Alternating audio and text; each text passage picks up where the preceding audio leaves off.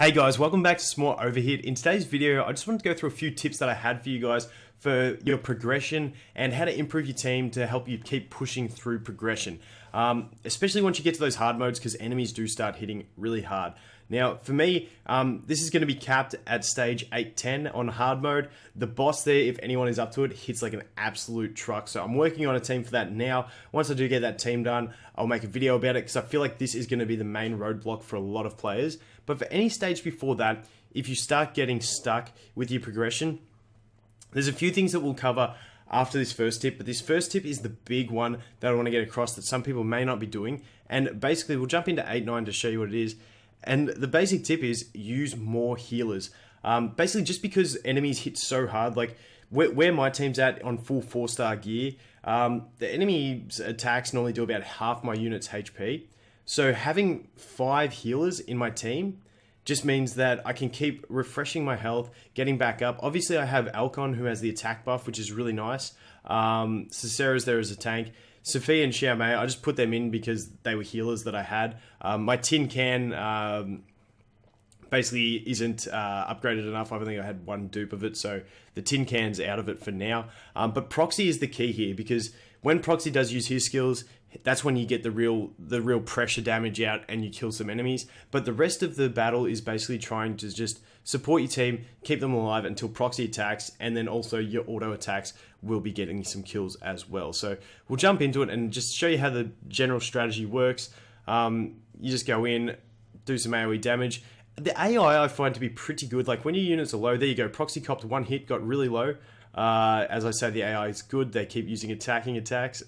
But hopefully after this, we will pop a heal. The AI is proving me wrong. Okay, so the AI is bad. Maybe the AI assumes you need to be under 50% to use a heal. But nonetheless, we're getting some decent buffs up.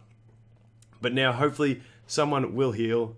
There we go, and we get our HP back. Now hopefully Proxy will just use his second skill and finish them off and get a big heal off, and there he goes. And that's pretty much the basics behind this sort of team. It's just keep using the heals, and if you want to manual play it, you can manual play it as well. There was a few stages where I just had to manual play it because the AI wasn't quite working.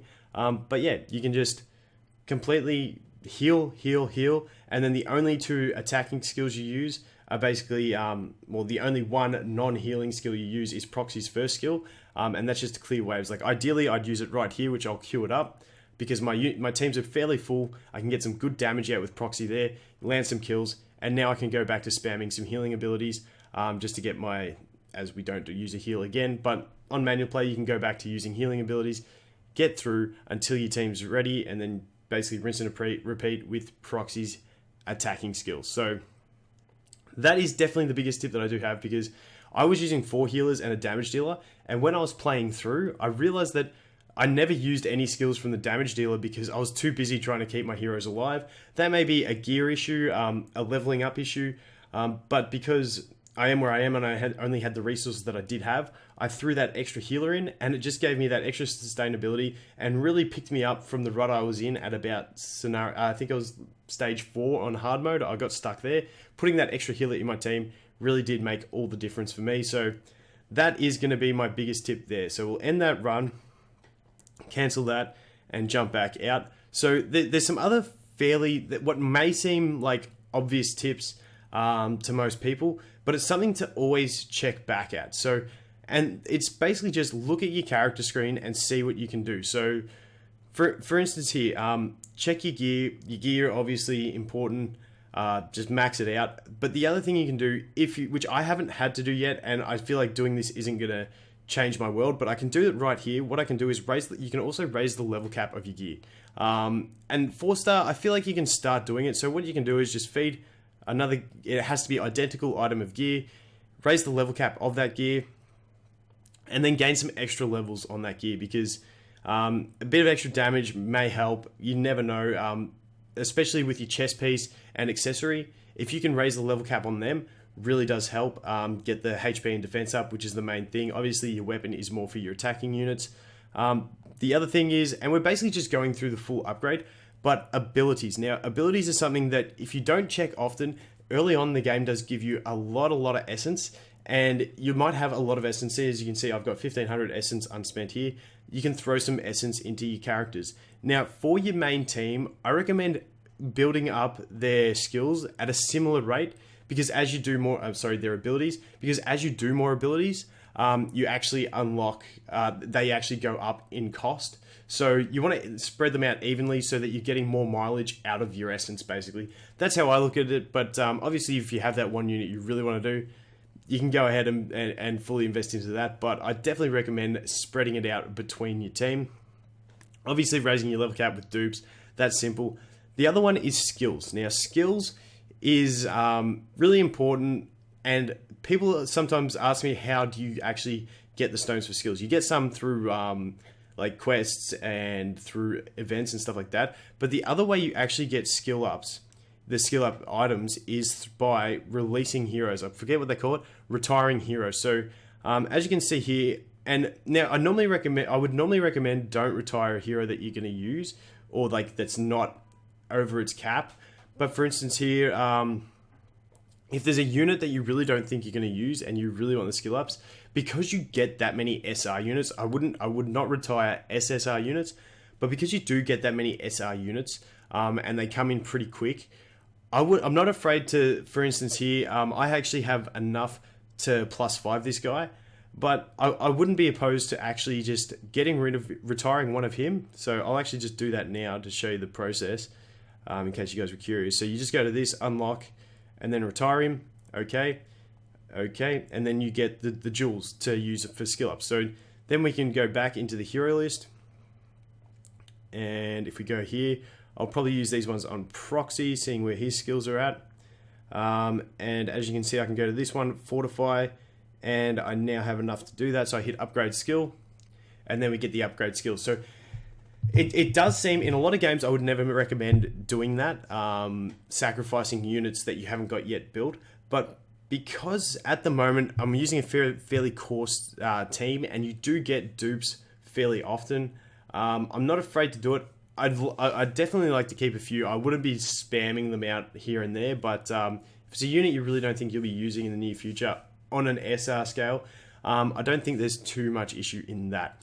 The next thing I want to talk about is upgrading your grade. So this one, if you're still early in the game watching this, you might be able to do this. So when you're looking at your grades, I definitely recommend getting your whole main team to A grade before doing 1 to S. As you can see, getting to S takes 40 of the rainbow potions, whatever they're called. And to get to A, if we'll go over here, we'll go to a unit. It's 5 or 10. I can't remember off the top of my head. I'm pretty sure it's only 5 to go from B to A grade, which if we just go to something that I might end up using, this guy, I might end up testing him out. So he's at D. So we'll go up and we'll upgrade him a couple times just because I have plenty of them. But he can go from B to C. There you go. C to B. Sorry, D to C. C to B. And then there you go. It's only 5 of the rainbow essences to get to A. So that's why I definitely recommend doing your whole team to A before doing 1 to S. But there is a quest. There is a guide quest that says you need to have an S unit. What I did for that is, and you guys can do, is actually, someone on stream told me, I hadn't even thought about it, but you can go down here to one of your normal units, one of your N units, and they cost very little to upgrade. I think you can get one of them to S for about, I think it was 16 or 18 of the elemental ones without using any rainbows. So if you really want to save those rainbows and get your whole team to A before going to S with any of them, you can do this on a normal unit and not lose too many resources that you were really saving. However, you can always just go through and make an S and keep the rest of your team at B for a little while longer. But that's just what I did. I thought it was really smart idea. So didn't know about that one, so I just thought I'd let you guys know that one in here as well. But besides that, like I said, the gear is the big one, and it is doing your raids. And this is where you might want to consider even building some units specifically for raids. I've been building up my young Gleck, who will be getting an own video of his own because he's an absolute beast. And I've been doing that just so I can do better in the raids, get more single target damage, and just get better gear through that way. So those are going to be all the main tips. Like I said, the biggest one, it's basically just looking at your character page and seeing if any of your team can get upgrades. And also the big one is making sure you do those abilities evenly, just to get more mileage out of your essence. But then definitely check out your units, see what healers you have, throw some extra healers in your team, and just go for that proxy sustain team, and it does actually work really well for progress. So that is going to be it for the tips to help you get unstuck in the game. Let me know if there's any other tips you guys got, but thanks for watching, and I look forward to seeing you in the next one. Cheers.